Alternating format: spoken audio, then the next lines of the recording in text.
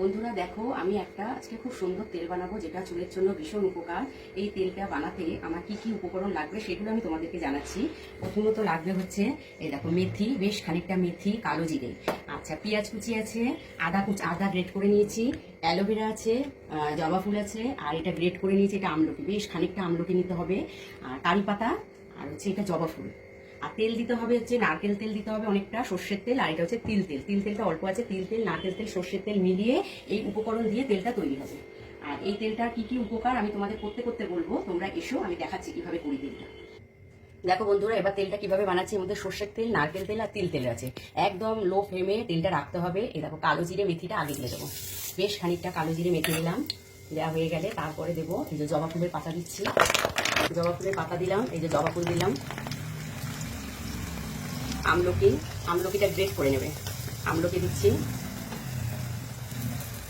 আদা গ্রেট করে দিয়েছি, কারি পাতা, অ্যালোভেরা, এটা গাছের অ্যালোভেরা।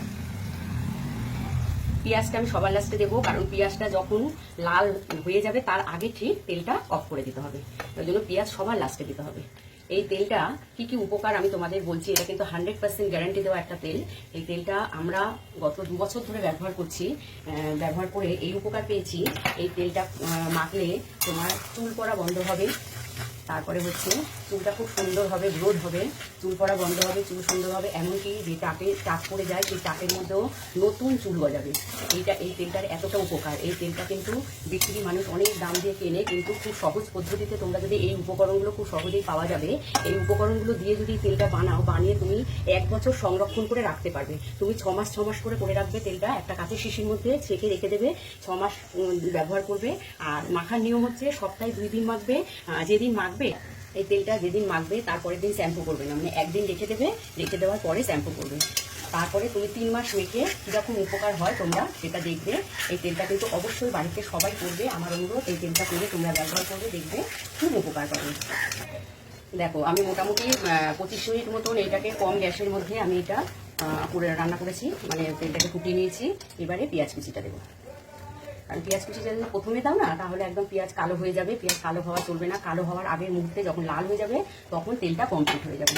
এবার এই পেঁয়াজটা দিয়ে আবার 15-20 মিনিট আবার এই তেলের মধ্যে এটা নাড়তে হবে, নেড়ে যেই পেঁয়াজটা একটু লাল লাল হবে তখন আমার তেলটা কমপ্লিট হয়ে যাবে। এইভাবে ঠিক করবে, কেমন বন্ধুরা? দেখো বন্ধুরা, এবার তেলটা পুরো কমপ্লিট হয়ে গেছে। যা যা জিনিসগুলো দিয়েছি তেলের মধ্যে তার নির্যাসগুলো সব তেলের মধ্যে মিশে একাকার হয়ে গেছে। এবার তেলটাও আমার কমপ্লিট হয়ে গেল। এবার ছেঁকে নেবো, ছেঁকে নিয়ে তোমাদেরকে দেখাবো। দেখো কি সুন্দর তেল হয়েছে, ছেঁকে তোমাদেরকে দেখিয়ে দেবো। দেখো বন্ধুরা, তেলটা কমপ্লিট হয়ে গেছে। এবার এই ছাঁকনির মধ্যে এরকমভাবে নিয়ে ছেঁকে তেলটা কমপ্লিট হয়ে গেল। তেলটা কমপ্লিট হয়ে গেলে কিন্তু অবশ্যই কিন্তু কাঁচের বোতলের মধ্যে রাখবে, তাহলে জিনিসটা ভালো থাকবে। এবার চিকে পুরো নির্যাসটা নিয়ে নেবে। দেখো তেল রেডি। এই তেলটা এবার শিশির মধ্যে ঢেলে রাখবো, কাঁচের বাটিতে রেখেছি, এবার শিশির মধ্যে ঢেলে রাখবো। এই তেলটা 6 মাস পর্যন্ত একদম সুন্দরভাবে থাকবে, কোনো অসুবিধা হবে না।